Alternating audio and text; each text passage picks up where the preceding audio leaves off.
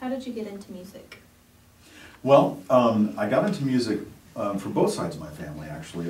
But my father was classically trained as a pianist and vocalist. And so growing up, I heard him play and sing really serious classical repertoire as a kid. And I was very attracted to it. And I was very attracted to the piano. And so I knew at a very early age that I wanted to be a professional musician. How did you first get started composing? Composing? Well, I began composing because my mother, who was a choreographer and dancer, commissioned a ballet score from me. And she used to make new ballets that she would set on her students, and I grew up really close to her process, and so I knew ballet and theater really well when I was a kid. And so she was doing a new ballet and asked me to write the music for it. Is there someone or something that got you interested in composing? Yes. I'd mentioned earlier that my mother was instrumental in commissioning me, so it made me have a deadline to get it done. But seriously, deadlines are lifesavers for everybody. It's like if it has to be done, it has to be done, and so it's a really good way to live your life is with a schedule. But as I was learning piano repertoire, I would often think myself, what if there was an adjustment here, or what was the composer thinking? I would just kind of explore, in my own mind, what were they doing and why were they inspired to do this? And sometimes I would go ahead and just think about, could I write something similar to that? And if I did, what would I do? That kind of thing. So I would just kind of improvise pieces in my mind when I was just playing the piano. And so when I had this opportunity to write, it just kind of opened that door that I was kind of feeling that I wanted to do anyway. So it was good timing in that sense. But playing other composers' music made me want to write more music because they were contributing to this beautiful world of music, and I was like, I'd really like to do the same thing. So I was already kind of imagining that or having an impulse to do that before my mom kind of pulled the trigger on that whole event. It was great. What other composers inspire you? Oh, I'm inspired by a lot of different composers, but the composers who wrote for ballet and opera are the ones that inspire me the most, I would say. So I'm a real fan of Tchaikovsky. I'm a real fan of Stravinsky and Prokofiev. But also Bartók is a real influence on me because Bartók was focused on his own Hungarian folk music that he worked with. So he became an ethnomusicologist of his own people, and he would go around recording music from his own villages and use that in his music. What kind of composer would you consider yourself? I define myself as a Chickasaw classical composer. How do you come up with your ideas for compositions? I come up with compositional ideas in a lot of different ways. Sometimes they're very random, just in random places, random times. But often I'm inspired to compose when I'm hearing other music. And what's really interesting about that for me is that I'll actually be at a concert and I'll have to take some small notebook with me because I'll be thinking of a brand new idea while I'm listening to an idea that's being played, and it'll be entirely different. It's a really cool thing. So often I'm inspired when I'm actually listening to a live performance.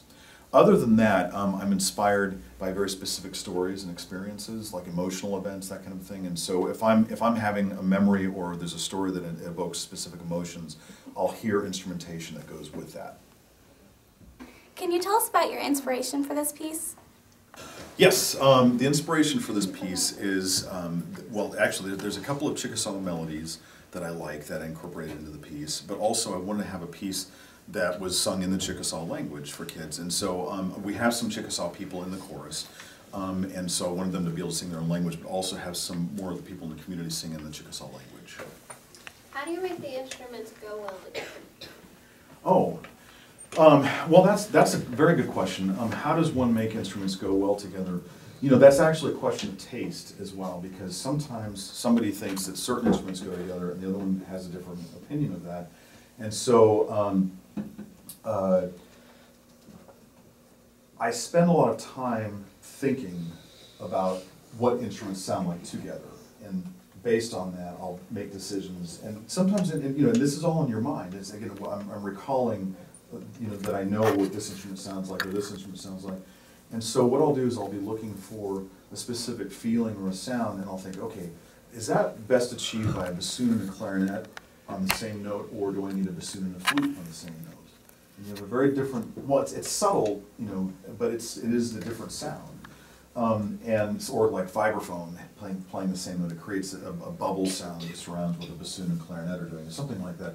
So what I'll do is I'll experiment with those sounds in my own mind, and I'll be like, no, I think this one sounds better, and I think this one sounds better. And the only reason is because that's just simply how I feel. There's no real logical explanation.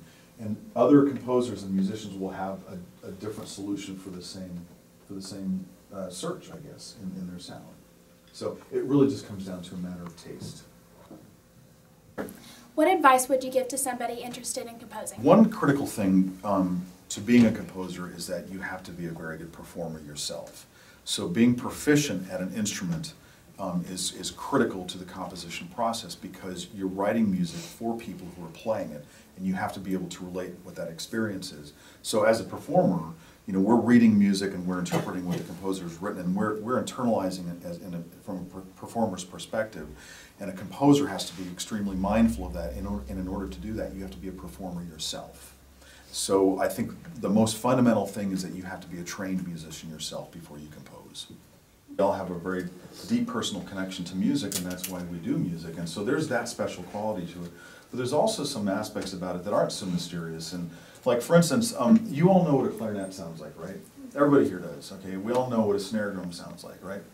And we all know what a cello sounds like, right? And that's because we've experienced those sounds, and so they're in our minds forever. And so if I asked you now to simultaneously hear a clarinet, a cello, and a snare all at the same time, you all are doing that right now.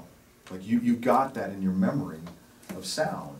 And so it's the same thing when you're a composer. The only difference is that you just decide to actually create some new music rather than perform somebody else's music. It's a very similar, I mean, they're just like this. They're really close. They're very closely related, you know. And so you're just acting on it differently. One is you're reading and performing and interpreting. The other one is you're creating the music itself.